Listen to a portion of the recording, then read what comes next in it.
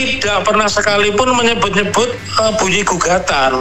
Maka kalau ada seorang guru besar hukum tata negara yang mengatakan bla bla bla seperti itu, tidak ada hak warga negara untuk meminta mengeluarkan ijazah apalagi membatalkan ijazah. Nah pertanyaannya, memang dalam gugatan kami nggak ada pembatalan ijazah, gimana sih? Jadi dari detail-detail yang kami sampaikan tidak ada satupun petisi, petitum, tuntutan, klaim yang meminta membatalkan ijazah. Aneh ini ya.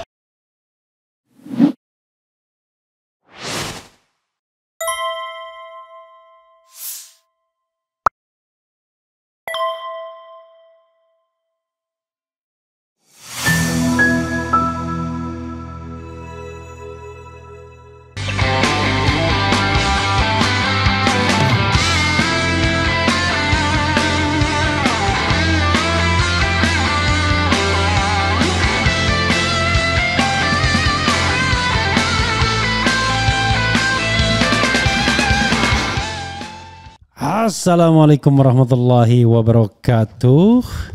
Sobat RH sekalian, jumpa lagi kita di channel yang keren ini. Keren cadas. Ya Sobat RH sekalian, ini ada breaking news mengenai Mahfud MD yang dari kemarin mengatakan salah satu beritanya ya, Mahfud MD yakin pengadilan negeri dan Petun bakal tolak gugatan soal kasus ijazah Jokowi. Kemudian kalau kita lihat di sini, orang kemudian membuat berbagai macam berita tentang Mahfud MD. Mahfud MD dituding berbalik bela Jokowi soal gugatan ijazah palsu. Kemudian Mahfud MD bicara geger ijazah Jokowi tak berakibat pada ketatanegaraan. Belak-belakan Mahfud MD akui serang Jokowi. Oh ini beda lagi ya. Jelang pelantikan Presiden Prabowo. Komentari ijazah Jokowi Mahfud MD, keputusan Presiden tetap sah ya. Soal ijazah dugaan ijazah palsu Jokowi, Mahfud ingatkan jangan sampai terus dan seterusnya. Mahfud MD sebut ijazah Jokowi tak bisa diakses sembarangan. Mahfud yakin pengadilan Petun bakal tolak gugatan kasus ijazah Jokowi. Jadi Sobat RH sekalian, apa yang disampaikan Mahfud MD itu ya tentu harus dicermati dengan dengan sungguh-sungguh ya, karena jangan sampai kemudian opini ini berpengaruh pada penegakan hukum, padahal kita tahu orang ingin tahu yang namanya ijazah Jokowi. Kenapa nggak bisa diakses sembarangan? Tidak sembarangan, ini kan diakses melalui proses pengadilan ya kan. Lalu institusi apa lagi yang bisa menyuruh Jokowi untuk bisa mengeluarkan ijazahnya kecuali pengadilan?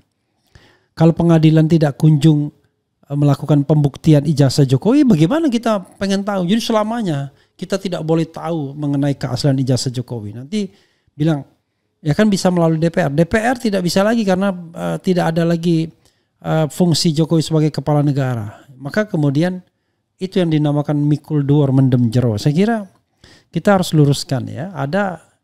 Seharusnya kita dorong pengadilan untuk bisa memberikan fasilitas agar pembuktian ijazah ini berada di forum yang terhormat. Bukan mendorong pengadilan untuk menolak. Ya, karena kalau misalnya seperti Pak Mahfud bilang, pernah saya di satu forum sama saya pada waktu itu, hostnya Anies Baswedan ya di Metro TV.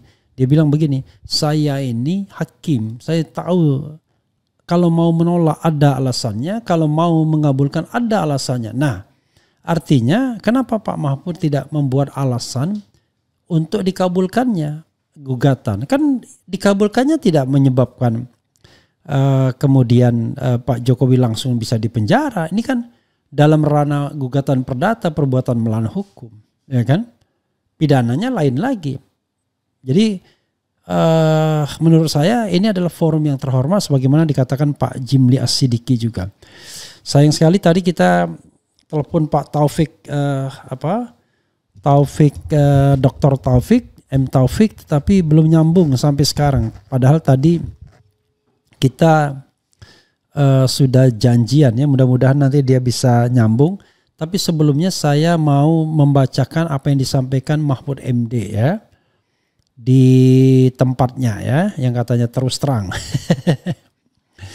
Mahfud MD yakin Pengadilan Negeri dan Petun bakal tolak gugatan soal kasus ijazah Jokowi. Sebagaimana diberitakan oleh Tribun News ya. Coba kita bacakan.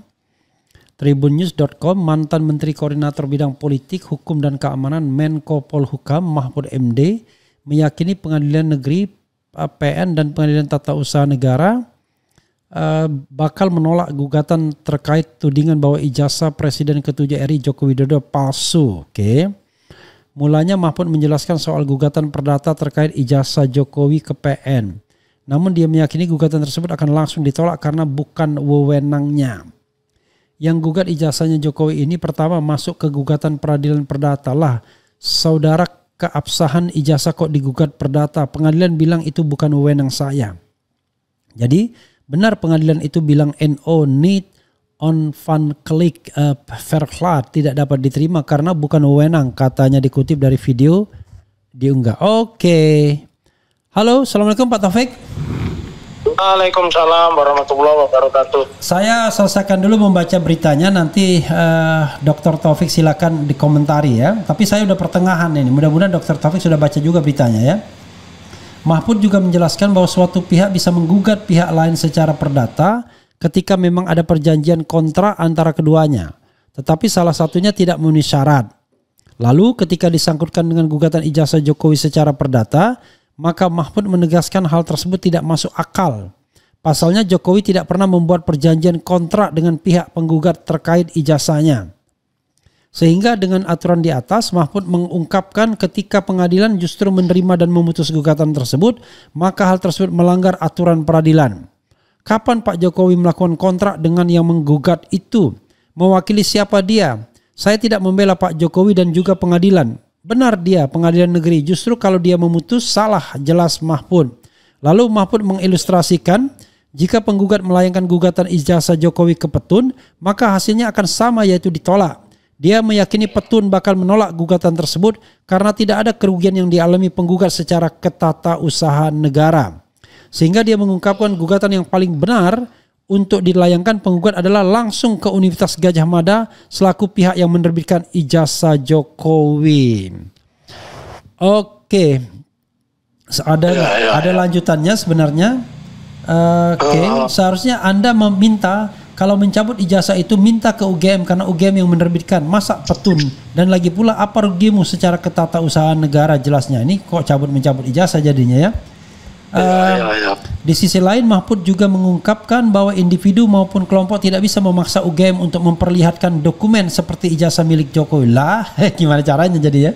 Jika hal tersebut terjadi, maka dikhawatirkan setiap orang bisa seenaknya meminta dokumen milik orang lain tanpa izin dari yang bersangkutan. Padahal dia nggak ngerti undang-undang keterbukaan informasi publik apa ya. Lembaga hukum perdata privas kelompok orang datang ke UGM memaksa saya mau lihat ijazahnya Pak Joko, itu nggak bisa. Kalau begitu setiap orang nanti bisa minta, bisa lihat kayak ijazahnya Pak Mahfud seperti apa, kata Mahfud. Oke, silakan Anda ngambil napas dulu ya, jangan terlalu nafsu Pak Dr. Taufik ya. Pelan-pelan. Secara argumentatif untuk meyakinkan sobat era sekalian. Jangan terlalu cepat. Silakan. Oke, yang pertama terima kasih kepada Pak Mahfud ya atas analisanya, komentarnya dan sebagainya. Tetapi saya tidak mengerti ini Pak Mahfud itu menganalisa itu atas dasar apa gitu. Apakah membaca gugatan kami ya, tepatnya gugatan saya, karena yang gugat memang perseorangan, saya menggugat begitu. Kemudian yang kedua, apakah dia sudah dapat bocoran dari petugas pengadilan begitu, atau dia dapat bocoran dari para tergugat ya. Kenapa saya bilang aneh? Pertama, Pak Mahfud harus memahami peraturan Mahkamah Agung nomor 1 tahun 2016 bahwa acara 3 kali persidangan, yang pertama itu baru pembukaan sidang, itu acaranya adalah memeriksa administrasi, kemudian menawarkan mediator, dan pertama kali saya menawarkan untuk menunjuk Prof. Adi Sulistiono, guru besar bidang hukum keperdataan Fakultas Hukum Universitas 11 Maret ya. Dan disetujui oleh para tergugat, kuasa tergugat 1, 2, 3, dan 4 begitu. Lantas disusunlah kemudian tanggal 30 April pertemuan pertama mediasi, dan besok disusul tanggal 7 Mei adalah mediasi. Yang menjadi pertanyaan dari yang saya sebutkan dari awal persidangan ya, jelas di sini tidak pernah sekalipun menyebut-nyebut bunyi gugatan.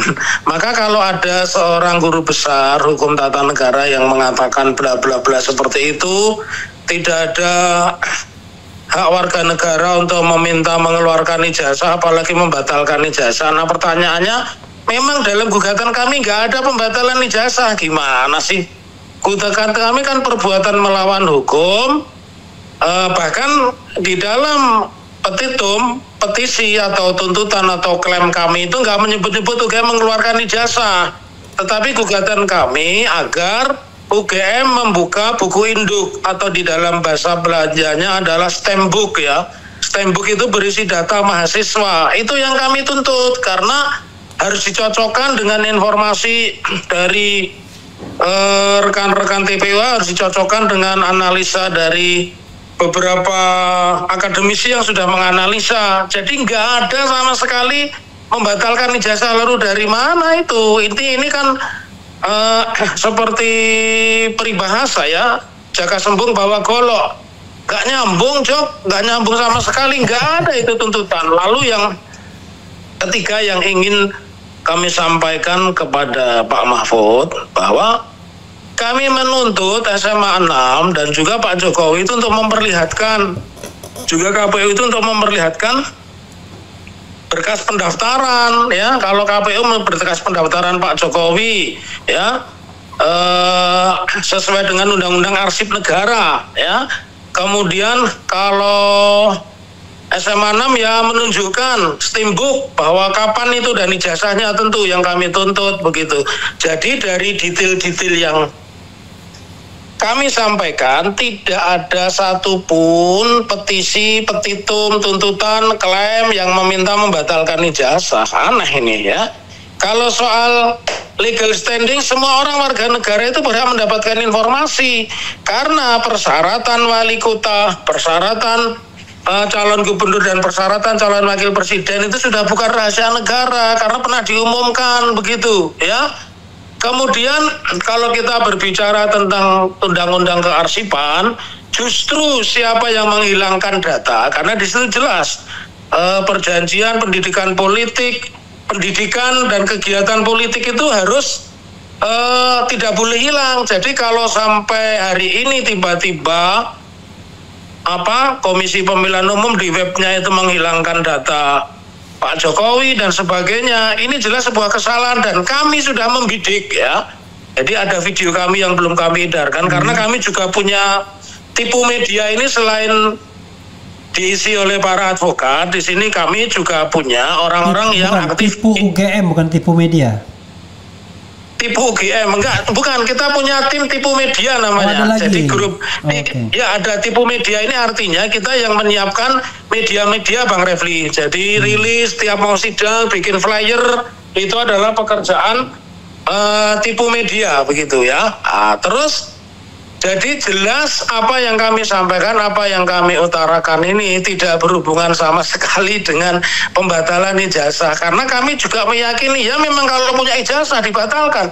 Kalau nggak punya ijazah bagaimana menuntut membatalkan? Kami sudah kuasai begitu Pak Mahfud. Makanya saya tidak mengerti Pak Mahfud ini sedang pansos atau Pak Mahfud ini kekecewaan kemarin nyalon dengan Ganjar ya, terpuruk begitu sehingga mencari panggung. Tapi tidak ada, saya tegaskan Pak Mahfud, nggak ada tuntutan kepada UGM membatalkan ijazah karena kami tidak yakin beliau itu punya ijazah insinyur. Kalau punya insinyur ngapain lapor ke Polda Metro dan sebagainya. Jadi apa yang disampaikan oleh Pak Mahfud MD ini jauh panggang dari api gitu loh. Kita nggak bakar sate, kita lagi bakar-bakar api, dikiranya kita masak sate. Pak Mahfud mengatakan, kenapa masak sate nggak pakai tusuk? Kenapa masak sate nggak pakai bumbu? Ya, emang kita nggak masak sate, Pak Mahfud. Ya, jadi jadi nggak nyambung dong. Gimana saya mau dipaksa? Saya nggak ada, jadi nggak perlu dipaksa.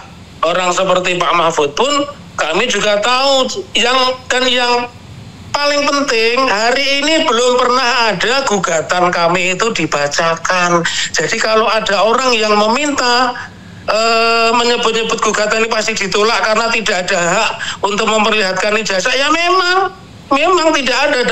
Dan lebih aneh lagi kalau sesuatu yang belum dibacakan itu ada orang lain tahu, karena kami ini orang hukum yang paham etika. Di dalam etika itu baru dianggap gugatan dibacakan ketika proses mediasi yang berlangsung 30 hari ini deadlock atau tidak menemukan jalan atau titik buntu, jalan buntu. Begitu Bang Refli. Biar ada satu hal lagi. Ya. Apakah Anda bersedia membacakan petitum gugatan Anda? Ya, membacakannya nanti, petitumnya boleh, tapi saya sedang tidak membawa begitu. Oke, ya, tapi intinya coba kita bahas lagi apa yang dikatakan Pak Mahfud ya, biar precise ya. Jadi dia mengatakan yang gugat ijazah Jokowi ini pertama masuk ke gugatan peradilan perdata. Lah, saudara, keabsahan ijazah Jokowi kok digugat perdata? Ya, kemudian bilang itu bukan wewenang saya. Jadi seolah-olah Pak Mahfud bilang bahwa Anda menggugat keabsahan ijazah Pak Jokowi. Ya tepatnya sebenarnya apa tepatnya? Ya tepatnya perbuatan melawan hukum Pak Jokowi yang mengatakan punya ijazah ini, punya ijazah itu, perbuatan melawan hukumnya. Jadi lebih kepada aspek-aspek materialnya yang tidak bisa dibuktikan oleh Pak Jokowi. Jadi kita sama sekali tidak menggugat dan meminta Pak Jokowi untuk membatalkan perguruan tinggi UGM untuk membatalkan ijazah Pak Jokowi. Memang tidak. Tapi perbuatan melawan hukum Pak Jokowi terbukti. Pak Jokowi digunjing di mana-mana. Maka gugatan kami itu mempertanyakan keberadaan ijazah Pak Jokowi. Kalau ijazahnya itu sudah ada, tidak mungkin kami akan ajukan gugatan. Jadi semua orang itu harus paham. Yang pertama, gugatan ini adalah gugatan perbuatan melawan hukum, bukan gugatan tata usaha negara. Jadi, kalau kita ingin membatalkan sesuatu itu orang mengatakan apa perbuatan melawan hukumnya yang bisa dikonstruksikan secara persis? Nah, itu yang secara persis, yang pasti kenapa di dalam persyaratan administrasi itu mengatakan sekolah SMA 6. Sementara pada saat yang bersangkutan lulus peristiwa hukum yang terjadi itu SMA 6 belum ada, karena SMA 6 itu baru ada tahun 85. Sementara yang kita gugat itu ada kebohongan di situ ya. 80. Ya, itu perbuatan melawan hukumnya. Jadi perbuatan hukum materialnya yang kita gugat. Kita tidak mensoal ijazah dan sebagainya. Kalau menyoal ijabsah pun kita juga tidak berhak ijabsah begitu, Pak. Bang Refli ya. Lalu tentang ijazah dari UGM gimana konstruksinya? Ya, sama tadi kita sebutkan, Komisi Pemilihan Umum harus membuka data-data, UGM harus membuka stempbooknya, riwayat sekolah, riwayat kuliah. Kalau yang modern hari ini mungkin sebutan buku register siswa atau buku register buku data mahasiswa. Ini kan berkembang terus, seperti alumni perguruan tinggi itu pasti skripsinya, penelitiannya, S1, S2, S3 ada di LD Dikti. Ya, jadi ini proses mekanisme yang sangat ilmiah, sangat mudah. Oleh karena itu, episode ini baru memulai pada taraf mediasi atau bernegosiasi para pihak, dan besok itu acaranya adalah kaukus. Masing-masing pihak akan ditemui kemauan dan keinginannya oleh mediator. Jadi memang belum sampai kepada substansi. Oleh karena itu aku kaget juga. Kenapa kok tiba-tiba ada statement seperti itu, dan sepertinya Pak Mahfud ini sudah yakin tentang gugatan kami, padahal sama sekali nggak memuat itu Bang Refli. Ini kalau boleh diibaratkan itu seperti ini, jalan-jalan bersama Luna Maya, pulangnya ketemu Aura Kasih. Yang ditanyakan itu tidak ada apa yang mau saya kasih.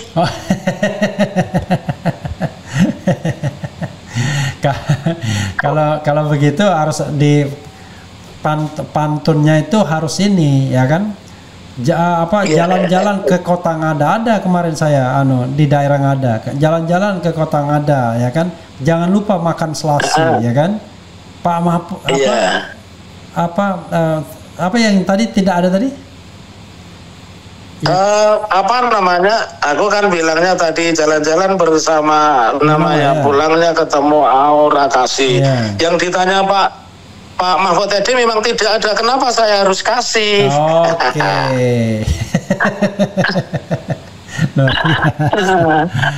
Oke. Tapi begini, saya tetap penasaran ya. Ini kan kita mau ilmiah ya, maksudnya secara precise mungkin. Jadi Pak Mahfud itu mengatakan ya kan, Anda itu tidak punya kontrak dengan dengan Jokowi, karena kalau gugatan perdata itu ya harus ada yang namanya kontrak yang dicidrai kan begitu. Makanya kemudian Anda perbuatan melawan hukum. Ini kan Anda nggak ada kontrak langsung dengan Pak Jokowi, kok bisa punya legal standing untuk misalnya, dan Pak Mahfud tidak mengatakan ditolak, mungkin wartawan dia mengatakan tidak dapat diterima. Kalau gitu, kalau misalnya KN mengatakan tidak dapat diterima ya wajar, orang nggak ada punya kontrak langsung kok. Gimana? Ya jawabannya simpel banget sih. Kalau saya menjawab pertanyaan Pak Mahfud MD tentu tepat ketika saya ditanyakan saya tidak ada perjanjian. Iya, kalau saya harus ada perjanjian namanya gugatannya Wan Prestasi. Justru karena saya nggak ada perjanjian dengan Pak Mahfud, maka saya tidak mengajukan gugatan Wan Prestasi. Gugatan Wan Prestasi ini kan pengikatan di dalam kesepakatan tertulis. Saya nggak ada kesepakatan tertulis. Oleh karenanya sebenarnya PMH ini kan rumusan perbuatan melawan hukum, dan ini wilayahnya luas. Sebagai pejabat publik yang pernah berceramah dengan Pak Mahfud di UII mengatakan, Pak Mahfud berapa? Ditanya moderator IP-nya saat itu, IP saya 3,8. Pak Jokowi mengatakan IP saya di bawah 2. Nah, dari data-data ini kan kami layak masgul meragukan bahwa Pak Jokowi itu pernah kuliah. Orang yang pernah kuliah tentu tahu syarat untuk lulus S1 itu adalah 2,5, karena itu pula syarat minimal seseorang untuk bisa menempuh pasca sarjana atau S2. Jadi memang kita nggak ada kontrak dengan Pak Jokowi. Kalau ada kontrak namanya kita gugatan Wan Prestasi, karena ada salah satu kontrak isinya tidak dipenuhi.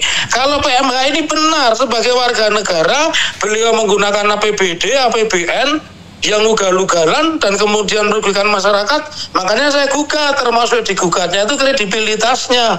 Kok bisa seorang presiden mengatakan dalam seminar terbuka, videonya banyak beredar, bahwa IP saya itu di bawah 2 atau 1, kok bisa lulus dan mengatakan berpredikat insinyur? Dan kenapa sekarang bingung ya?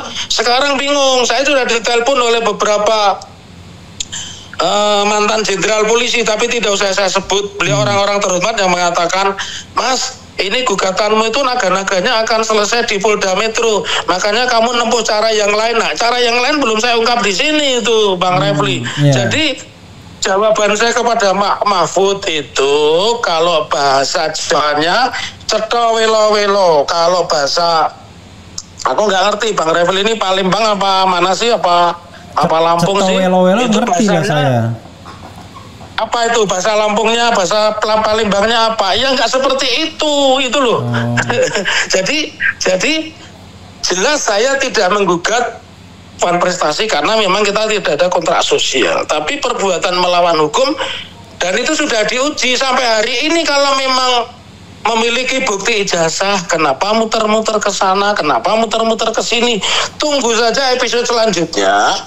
Besok juga akan ada gebrakan kami. Seusai sidang, kami akan membuat gebrakan, melaporkan, ganti kita yang menyerang, melaporkan beberapa tokoh publik ya, yang memiliki jabatan di publik itu ke kepolisian. Apa pasalnya? Nanti dong, jangan buru-buru, karena kalau buru-buru episodenya selesai, nanti Bang Refli wawancaranya hari ini close, besok udah selesai gak wawancara. Nggak bisa dong, yang namanya wawancara selalu ada, ya kan.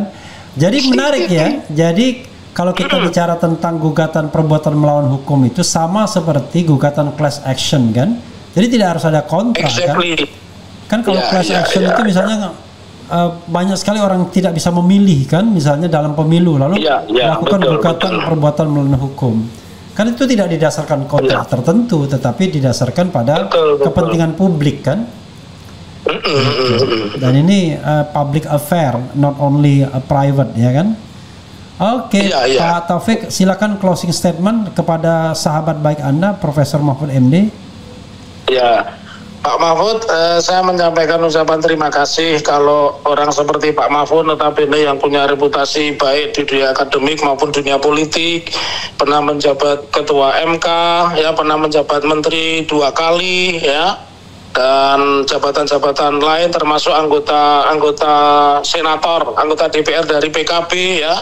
Menurut saya itu jabatan yang luar biasa, tetapi di dalam perkara ini sama-sama lah kita ya, sama-sama dalam artian ya biarkan orang lain bekerja dengan standar pekerjaan mereka sepanjang tidak merugikan siapapun. Itu yang pertama. Yang kedua, harapan saya Pak Mahfud juga turut bertanggung jawab karena dulu pernah memimpin yang namanya lembaga Mahkamah Konstitusi yang banyak terobosannya, yang kalau saya debat pun saya juga bertanya kenapa di sidang MK itu membawa bukti-bukti pidana, ya, misalkan di dalam kasus Anggodo itu kan tidak ada relevansinya, tetapi Pak Mahfud kan mengatakan inilah ajaran hukum progresif. Itu yang saya lakukan juga. Saya disertasi saya adalah model penyelesaian perkara pidana yang berkeadilan substansial, dan ini saya representasi, saya wujudkan dalam bentuk gugatan perbuatan melawan hukum. Begitu, salam akal waras, tetaplah menjadi orang merdeka, tetaplah menjadi orang kritis karena negara ini sedang tidak baik-baik saja. Terima kasih. Jalan-jalan bersama Luna Maya, pulangnya ketemu orang kasih. Yang diminta sudah tidak ada, apa yang mau saya kasih? Wassalamualaikum warahmatullahi wabarakatuh. Waalaikumsalam warahmatullahi wabarakatuh. Ya, sobat era sekalian, itu tadi dari Dr. Taufik ya. Perbedaan pendapat itu adalah anugerah ya. Dan Pak Dr. Taufik tadi memang sepertinya membahas Mahfud mislead. Karena gugatan dia bukan gugatan one prestasi. Kalau didasarkan based on contract, itu one prestasi, 101 gitu ya, private. Ini walaupun private tapi ada dimensi publiknya. Makanya perbuatannya perbuatan melawan hukum. Seperti saya katakan tuh, class action itu. Kadang-kadang class action tuh nggak ada kaitannya langsung orang itu dengan apa yang dimintakan. Tetapi itu adalah kepentingan publik. Jadi ya, gugatan atas nama kepentingan publik itu sudah diterima di pengadilan perdata. Dan itu pernah dikabulkan ketika banyak orang yang tidak terdaftar sebagai pemilih kemudian mengajukan gugatan. Padahal yang mengajukan gugatan itu tidak semuanya tidak terdaftar, tapi bisa juga orang-orang lain yang concern tentang pemilu dan lain sebagainya walaupun dia memilih misalnya. Jadi gugatan yang mewakili kepentingan publik itu sebenarnya biasa-biasa saja, umum terjadi. Dan seperti dikatakan Hosinuddin, ini bukan ijazah tukang siomay atau tukang bakso, tapi ijazah seorang mantan presiden yang digunakan untuk melamar sebagai calon wali kota, calon gubernur dan calon presiden. Jadi dimensi publiknya kelihatan betul dan kepentingan publiknya juga kelihatan gitu. Nah, saya tidak tahu apakah misalnya orang seperti Pak Mahfud itu ingin apa enggak mengetahui soal kebenaran ijazah Pak Jokowi asli atau tidak. Dan gugatan ini bukan minta membatalkan ijazah Jokowi ya, tetapi to clarify ya. Sebenarnya kalau kita bicara good governance, clean government, ini soal transparansi, soal akuntabilitas kan sebenarnya itu. Nah, kalau soal transparansi dan akuntabilitas ya di mana-mana pengadilan itulah. Mau pengadilan perdata, pidana, tata usaha negara, itu dealing with soal transparansi dan akuntabilitas ya. Begitu sobat era sekalian. Coba kita bacakan sedikit komentar sobat era sekalian ya. skripsinya bagaimana? Kok bisa ya Pak Mahfud bicara seperti itu? Dasar apa? Berarti statement MD bertentangan dengan Undang-Undang 18 keterbukaan publik Bang RH. Ya itu kan ada undang-undang tentang keterbukaan informasi publik dan sertifikat seperti ini tidak dikecualikan. Karena digunakan untuk kepentingan publik ya. Mahfud ini kenapa sih Bang? Bukannya mengkritik pemerintah tapi malah nyinyiri perjuangan rakyat. Bukannya memotivasi tapi malah membuat rakyat jadi pesimis dan frustasi. Jelas dia sedang incar jabatan. Makanya Pak RH dibawa ke pengadilan internasional jadi pengamat dan penguasa dan duit tidak bisa mengintervensinya. Juga dilibatkan ahli FBI. Kalau kita punya kuasa membawa itu bisa ini kan. Kita membawa KM50 saja sudah dilaporkan di internasional kan tidak ditindaklanjuti bro ya. Apalagi hanya soal begini dalam tanda kutip ya. Mahfud sering bermuka dua, kasihan rakyat sudah nggak percaya Mahfud. Mahfud memang hanya menang nama, padahal prestasinya semasa jadi pejabat tidak ada sama sekali. Sudahlah, kalau Mahfud tidak mau membantu, paling tidak jangan membuat pernyataan kontroversial. Jika pengadilan perdata sifatnya kontraktual antara dua pihak, negara bisa dianggap pihak yang dirugikan. Jadi pegiat yang mempermasalahkan ijazah Jokowi punya legal standing untuk klarifikasi dugaan ijazah palsu. Ya kalau kita bicara mengenai hal yang umum, ya kita punya kontrak dengan penguasa. Kita kan memilih dia dalam pemilihan, ya kan? Kemudian kita mempercayai dia, ternyata dia tidak memenuhi syarat, maka kontrak itu kan batal demi hukum harusnya, ya null and void. Tetapi kita analog ini cuma sebuah analogi saja. Kalau dibilang bahwa kita nggak punya kontrak sama sekali, siapa bilang? Dia itu kontrak dengan rakyat, ya untuk dapat dipilih sebagai presiden. Dia bersumpah ya kan, tetapi kemudian kalau alas haknya nggak benar, ya itu yang kita kemudian butuh transparansi. Soal akibat ketatanegaranya nanti kita hitung, tapi yang jelas ada kebenaran informasi dulu apakah ijazahnya asli atau tidak, palsu atau tidak, kan begitu. Agar menyudahi semua spekulasi yang muncul di masyarakat, nah gitu ya. Oke, sobat era sekalian, itu saja. Mudah-mudahan ini menjadi pembelajaran kita semua. Wassalamualaikum warahmatullahi wabarakatuh. Keren, cadas, ciao.